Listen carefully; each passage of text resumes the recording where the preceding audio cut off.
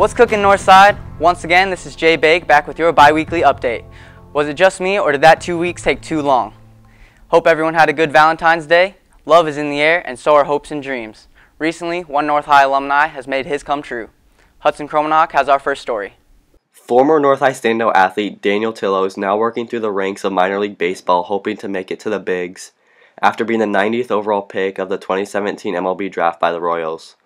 Although he now has a career in baseball, that wasn't always the plan for him. During high school, he always wanted to make it in basketball, so that's what he pursued most. I put more time in basketball in high school. I focused on basketball more. During his basketball career at North, he ranked second all-time in points scored in Iowa high school basketball history with 2,016 points. He was a starter for all 4 years, leading his team to 3 consecutive state tournament appearances in his last 3 years, along with winning 2015 Iowa Mr. Basketball his senior year. With being as good as he was, he almost quit the high school baseball team.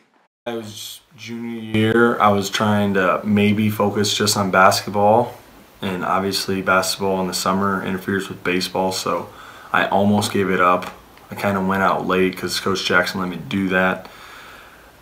It was really close, but I ended up not giving it up, thankfully.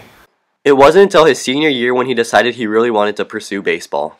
When I went to a Twins showcase late in it was the beginning of my senior year, and I was the hardest thrower there, and they told me I have a good opportunity at playing professional baseball, so I knew I never wanted to give that up. And that was kind of the main reason why then I was really thinking about playing baseball at the next level. More recently, Dan now has his very first rookie card. This will be Dan's first spring training and will be heading down to Surprise, Arizona on February 22nd, where the Royals have their spring training facilities, and where he'll get back into baseball to help him take his next step at the bigs. This has been Hudson Kromenhoek, reporting for Starcast. Congrats, Dan, if you're watching, and good luck in this upcoming season. As you may know, North High's student population is very diverse when it comes to languages. The dual language program plays a big role in many students' education. Jordan fills us in on where it starts and how it helps. North has many programs and activities. However, one of these programs in particular that no other schools has in the district is a dual language program, which originated at Irving Elementary in the year of 2006. One of the first teachers to teach for this program is Mrs. Wood. This is what she had to say about the program. Definitely, we've grown the program. We have now 4 classes of dual language at each grade level, and next year will be our last year of growing it, so we'll have 4 at the 5th grade level. This program also is a great thing for the students because it gives them a leg up in society and in the job world, and opportunities that no other students are able to have with the ability to speak 2 languages.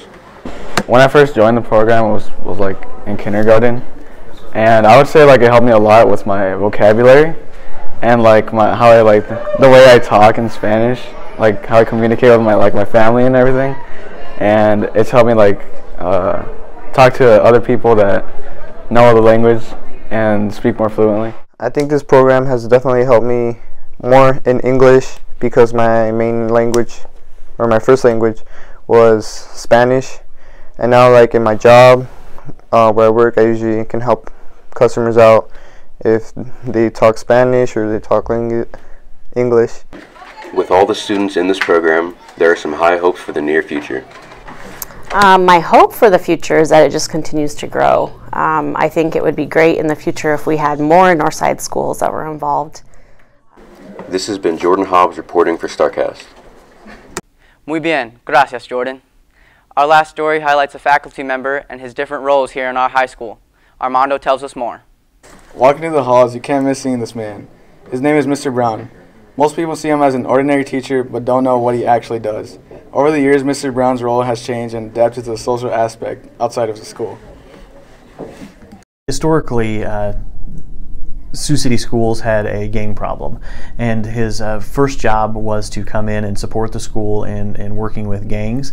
As that has decreased over the years, he shifted to more of the gang prevention, but his number one role is to build relationships with kids. I'm an outreach worker for the Sanford Center. I work with at-risk children that need a little extra help with them and their families. My freshman year, when I came here, I started acting all gangster because I wanted to be black or whatever, even though I'm African. Like, I wanted to act gangster, but he told me that it's better that I stay in school, do my work and all that other stuff. I said working with children, how hard it is. You know, I say to myself, I would never give up on a kid, you know, bad as it can get, because they need somebody in their life. Norm's impact on North High School is in its graduation. He works with kids who might have some different needs and supports them to get them to graduate. Our decrease in the dropout rate, our increase in the graduation rate is definitely a result of Norm's hard work. Although being in the halls isn't the biggest responsibility, it is a very important role that must be played in this school for many reasons. Because part of his role is to help with building safety. And just being around, being observant, and being aware of what's going on in the building is part of his job description, to just make sure that everything's going smooth and he can identify needs areas for us. Mr. Brown is a big influence on students who need his help to succeed, not only in school but also in life. This has been Armando Gonzalez reporting for Starcast. Thanks, Armando, and thank you, Norm, for all you do to help. In more recent news, the wrestling team hosted the district tournament here last weekend. After a tiring but eventful day, the Stars finished third place as a team with 3 individual state qualifiers. Freshman Nick Walters and junior Ethan Sorensen both battled hard to secure a second place spot, and senior Clement Oyedere once again fought his way to the top of the bracket, making himself a district champion this time. Congrats, guys. The state tournament is this weekend in Des Moines. Good luck, you 3. Spring sports are almost here. Track practices started this week with many other activities soon to follow. Don't be afraid to get involved or try something new. We just passed midterm, so conferences are coming up here soon. Just a reminder to check your grades and make sure your parents don't have to be worried. They can sign up for one of 2 days, February 28th or March 1st. If you're looking for a good show until next episode, check out the talent show next week on Thursday the 22nd at 7. The show is being put on by the Drama Club in the auditorium. Admission is $2 and should be a great time.